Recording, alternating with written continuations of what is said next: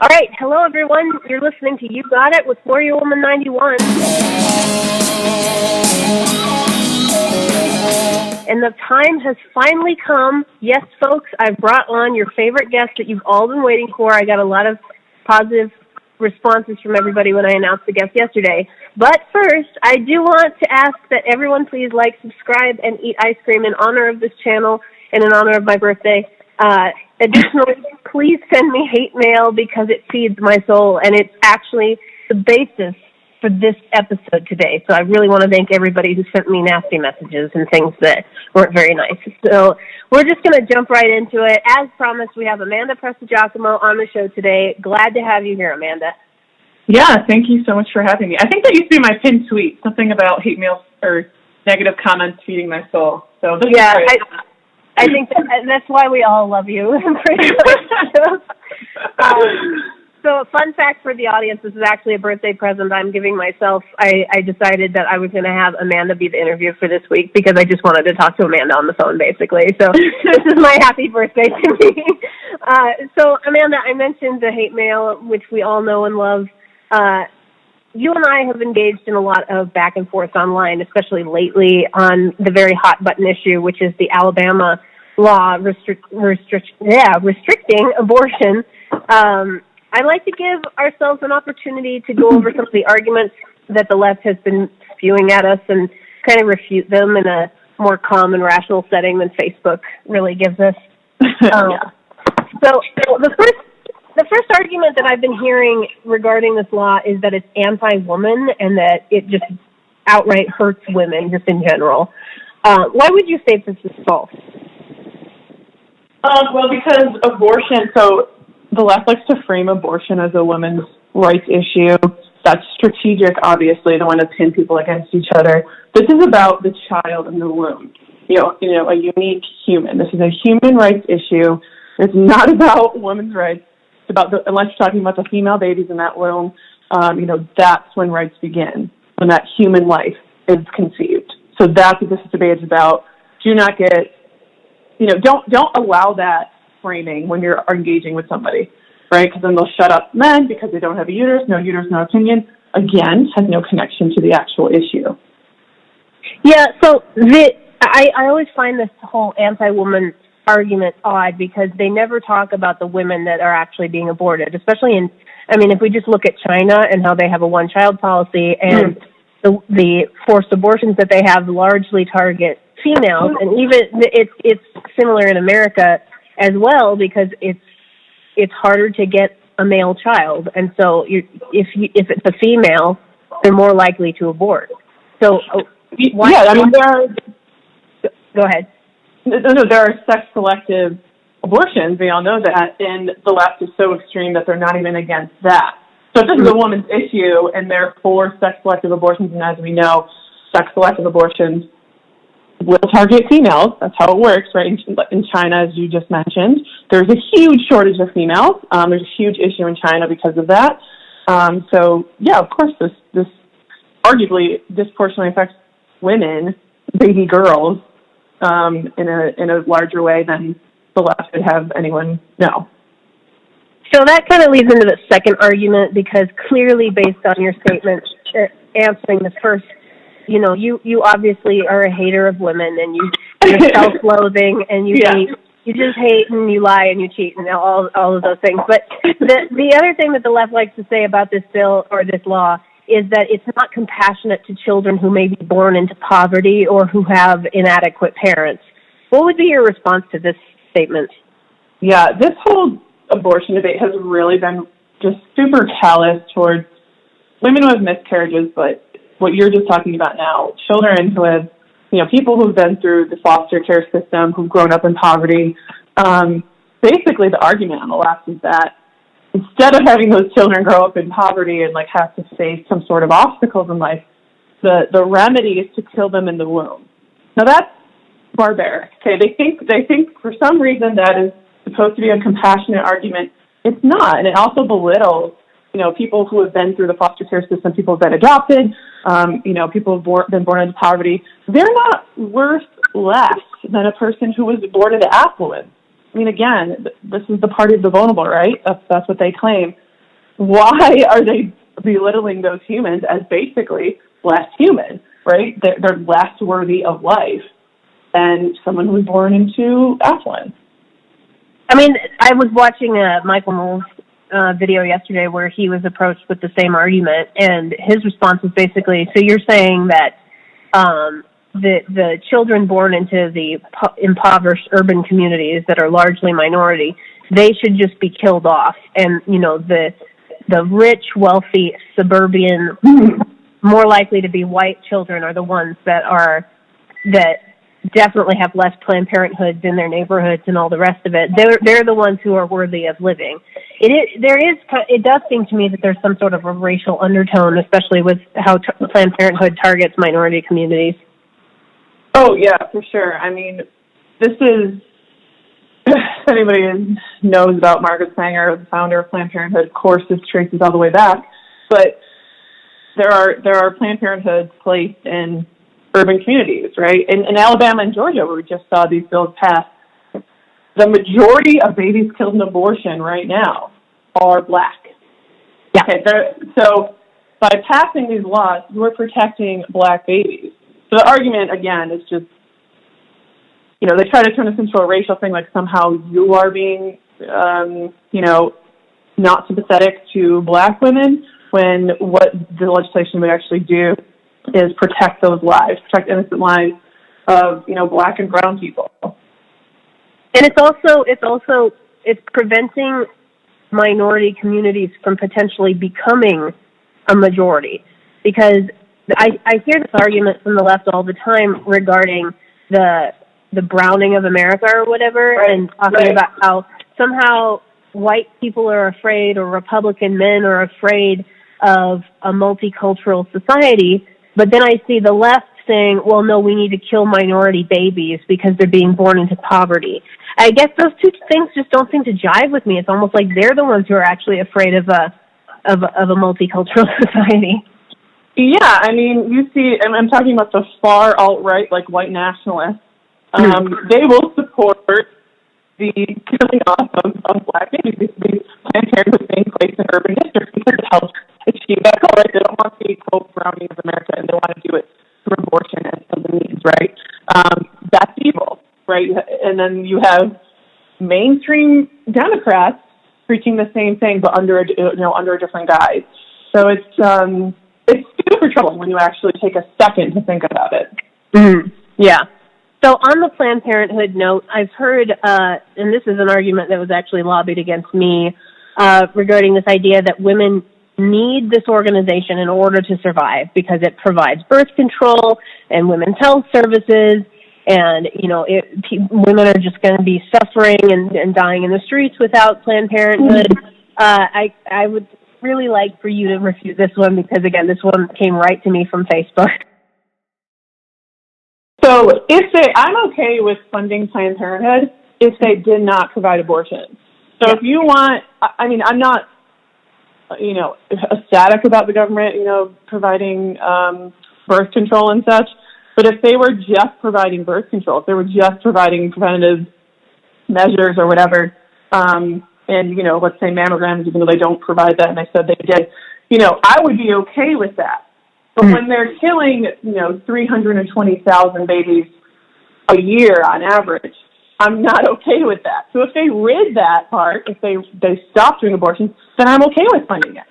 Right. The birth control, all that stuff, that's fine. Here's the other thing, too. I've been following the former director of Planned Parenthood, Abby Johnson, and one of the things that she's talked about is how Planned Parenthood very specifically offers certain kinds of birth control because they are the most likely to fail due to human error. So they definitely promote, taking birth control pills because they're more likely to have a client who forgets to take their pill, and then that results in an unplanned pregnancy, and then they end up having to come in and pay for $1,000 abortion, which is what they really want. So that's kind of the other part of it. It's a money making mill. I think you even posted a meme on it on your Facebook about how it's it's just a mill to bring in money to whoever is on the other side performing the abortion or facilitating the performance of those abortions. Exactly. So, I mean, do not get it wrong. Abortion is an industry, and Planned Parenthood is thriving. Okay, they had, as Abby Johnson highlighted, they had quotas. You had to get X number of abortions a month. That's terrifying. Like you said, the high human error rate in the pill, right? That's commonly known as the pill. A 16-year-old girl trying to take that at the same time every day, there's a high human error rate. What happens when she's having sex and thinks she's protecting and has an unplanned pregnancy? They can capitalize on that, right? And Abby Johnson also highlighted that she was taught specific talking points and ways to deter women from religious objections or some sort of objection. So they're talking to someone at Planned Parenthood, will God forgive me, or does the baby feel pain, or et cetera, coming to them with qualms about abortion. Abby Johnson, as a manager or director of a Planned Parenthood, was taught, and she taught other people there how to combat those, right? Of course the baby doesn't feel pain when they do it 20 weeks, or God, don't you want, and Abby Johnson went through this perfectly, don't you know that God will forgive you? Go ahead and, go through with this or what have you. So it's really manipulative. 100%, it's an industry. Planned Parenthood lines the pockets of Democrat politicians. Democrat politicians lobby for these sort of extremist abortion till birth laws and, quote, protections for abortion. And then, they rake in more money. Follow the money trail. Yeah, it is funny how the left's true intentions seem to be really coming through with this, especially with this law that having been passed in Alabama. Somebody suggested that without abortion, men's careers would be hurt. They're actually making this argument that, first of all, that men even have any value whatsoever, because largely in this discussion, it's always, well, men shouldn't say anything, men shouldn't get to talk about anything, and now all of a sudden, but wait, men's careers might be hurt because they might have children out of wedlock and they might actually have to take care of them. This could actually hurt men. We should all of a sudden we should care about men in this discussion after we've been told repeatedly, not only should we not care about men, we can't even let them talk about this issue. So I guess what's your response to this kind of turn on its head argument? Yeah, I think it just kind of underscores the pro-life position, actually, because the argument is, right, somewhere down the line, some woman killed her baby, so, she could have other kids when she was more well-established, and that boy grew up and had a great life. So the argument is that women have to sacrifice. We have to kill our children. We have to do this to help men, which is so ironic coming from feminists, but that's the argument, right? And I think it sort of it legitimizes the pro-argument that is a human. Women should not be expected. This is the feminist side of being pro-life, which is super feminist, by the way. It's the most feminine thing in the world to have a child. You are not to be pressured to kill your baby to help some man or to help, whatever you think is better in the future. You have autonomy over your body. That innocent life doesn't deserve to be killed. You should not be pressured to kill that baby to help some man down the line, which is such a bizarre talking point for pro-abortion. Like, that's the line. Like you said, no uterus, no opinion. My body, my choice. All this, men shut up, and then their latest argument is, well, it's good for men. I know. I've taken to calling this the Harvey Weinstein argument because it's people like him that benefit from that argument. It's people. It's like the rich, wealthy sugar daddy that says, jump into bed with me, you can just get an abortion tomorrow. If he actually has to care about what happens because he's not able to get an abortion for his business, then maybe he's going to think twice about, this might not be so good for my reputation if somebody finds out about this. Maybe not if you're as bad as Harvey Weinstein. Right. But what I'm saying is it's an enabler of the Harvey Weinsteins of the world. Yeah, you want to talk about the patriarchy. Abortion is a tool of the patriarchy, right? Sure. We've seen for abusive situations, horrifyingly, you cover up your crime.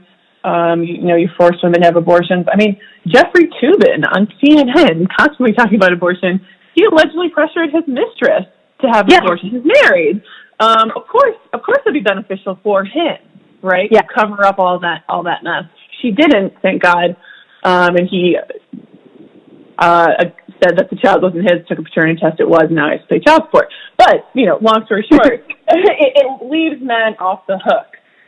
You have to know that there's, even if you're on birth control, even if you use protection, what have you, there is a risk that you can get pregnant. With that risk gone, with that risk removed, with abortion as this easy out, oh no, I'll just make her go through the emotional trauma and kill her own child. That is a tool of the patriarchy. And I don't want to sound like a total feminist, but I'm just using their language to help them understand this is not beneficial to women. Yeah, I mean, I get really uncomfortable when I hear somebody like Cory Booker get up on stage and speak in very grandiose and almost, he's like a big bully to me. Getting up on stage and he's talking about why abortion is this fundamental human right that we all have to stand for, and anybody who speaks against it is just a monster, basically. And I just am sitting here and thinking, okay, so I'm a woman and I'm uncomfortable with somebody going in and killing their child. Now all of a sudden I'm the bad guy? And so I don't know. They say that men shouldn't be talking about abortion, and then yet you have these male politicians going out and promoting abortion. Why is it that men can't talk about being pro-life, but they can talk about being pro-abortion? I mean, that's blatant hypocrisy, just a super bad faith arguments. Pro-life women do not exist. Right? They do not exist. They do not exist in the mainstream media.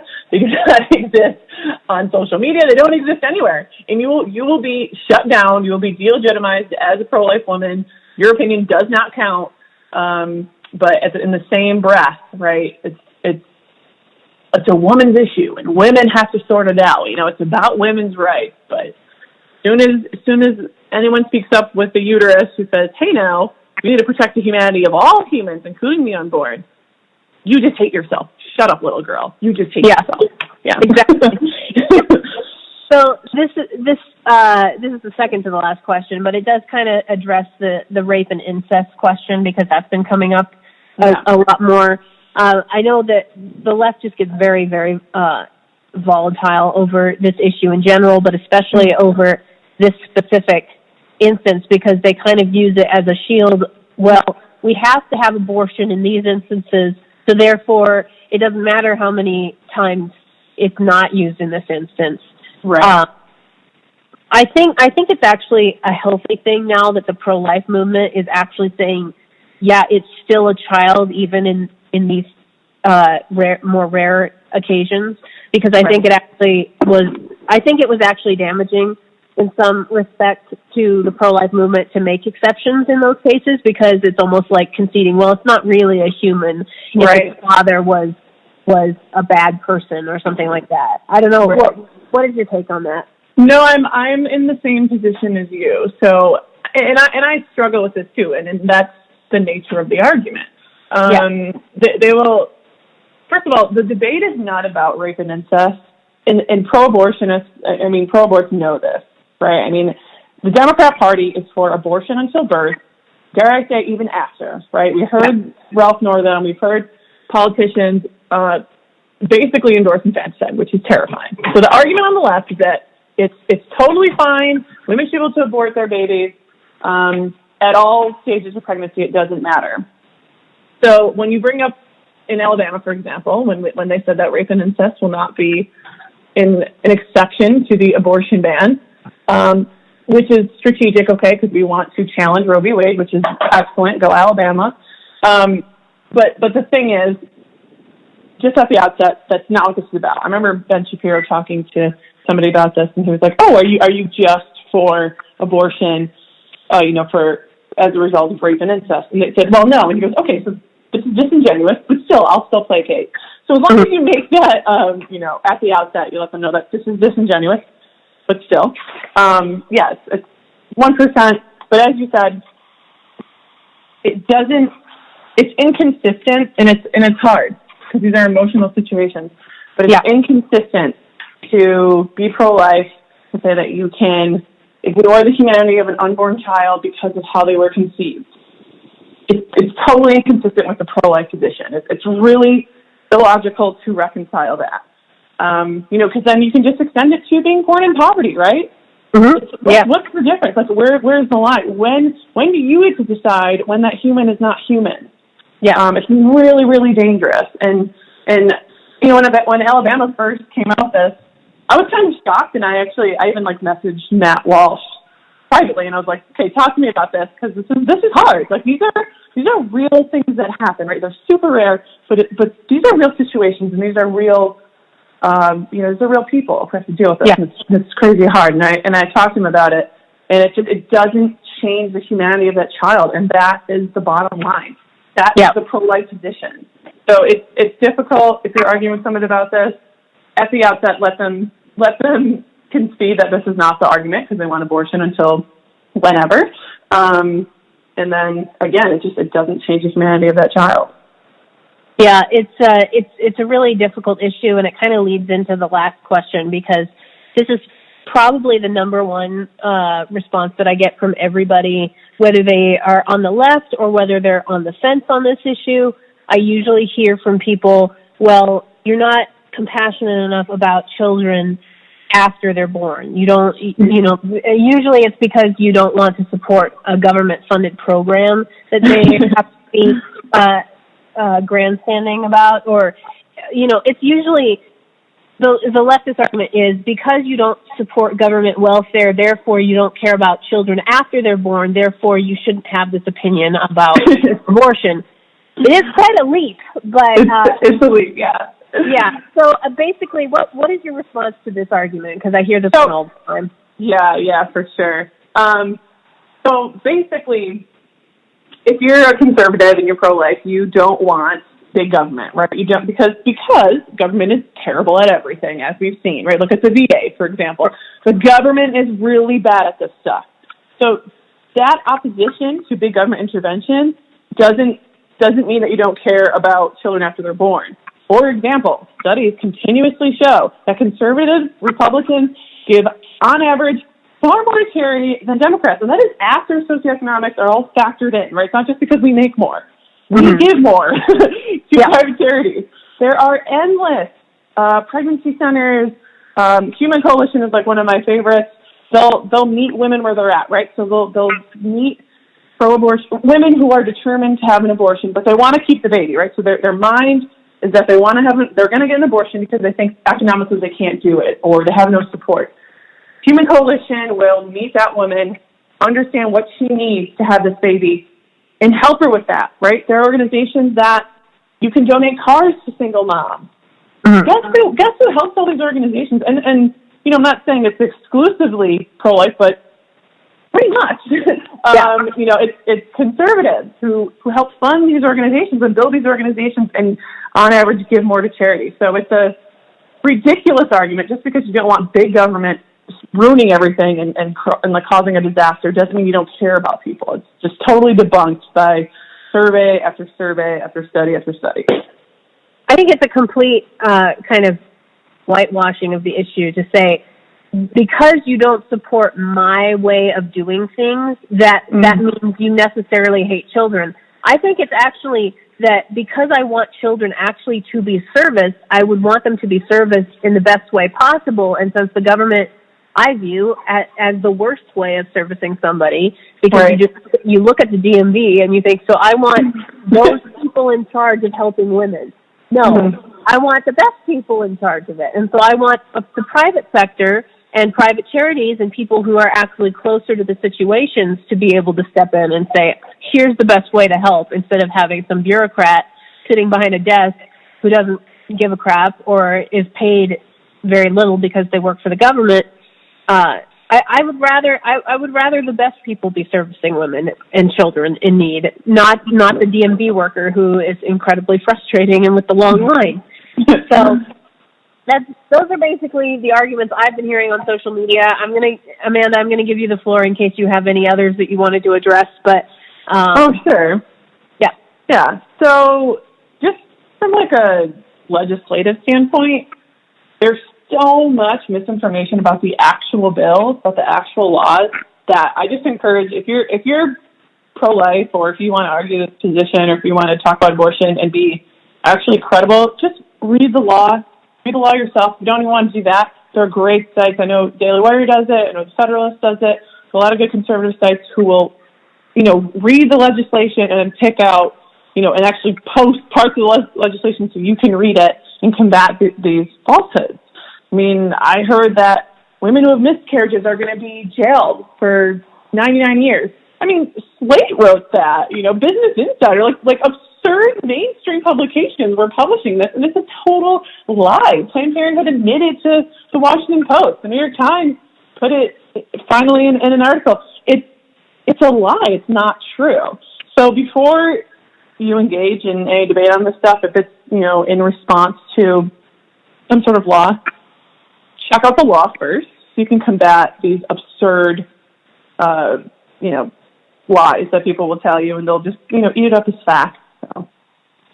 Yeah, I mean, great advice for sure, because there's a lot of misinformation. You've got congresswomen that are spouting it. Ocasio-Cortez, I heard her saying, and I think it's a complete misrepresentation of our position, and I think it continues to make the left's position look worse when they actually have to lie about ours.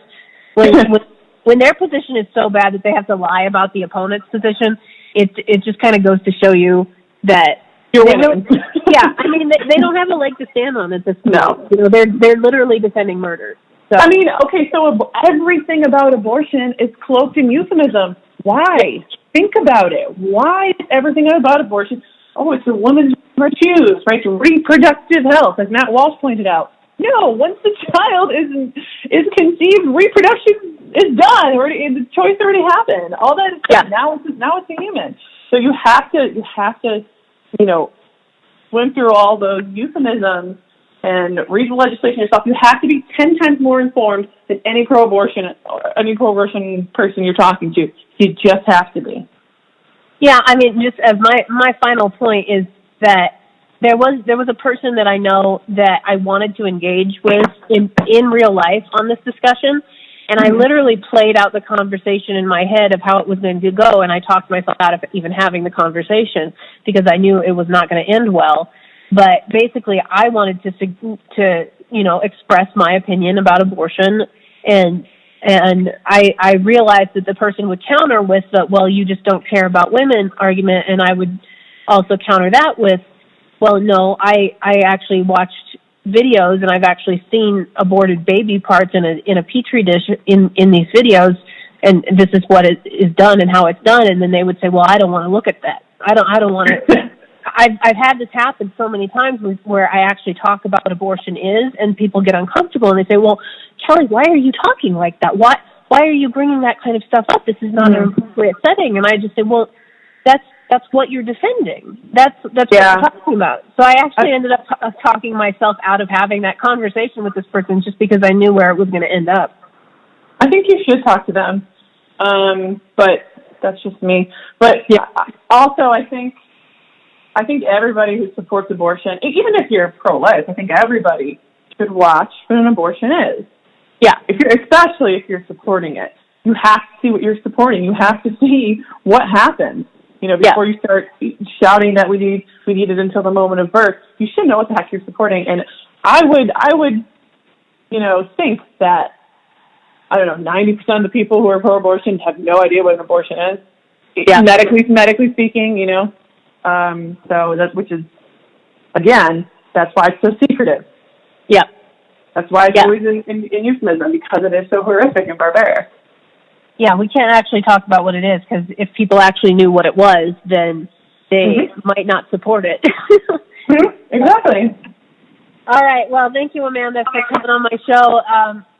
I had somebody to I want to shout out my boss at Chad Abbott. Go ahead and give him a follow on Twitter.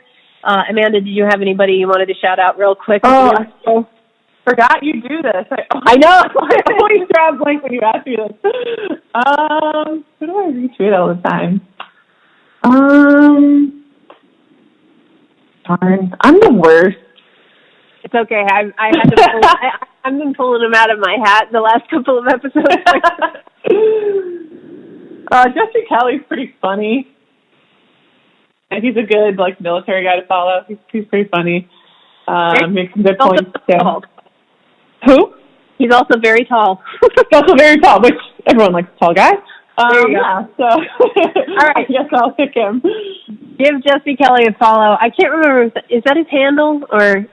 I think so. If you type in Jesse Kelly, yeah, you'll see him. I'm pretty sure he's verified. You guys will find him. He basically posts pictures of his family and cuts them all out and just says, beautiful family time. It's pretty funny. Yeah. All right. Well, thank you so much, Amanda, for coming on the show. Thanks to everybody who's been listening in. We're now to 11 episodes, so that's very exciting.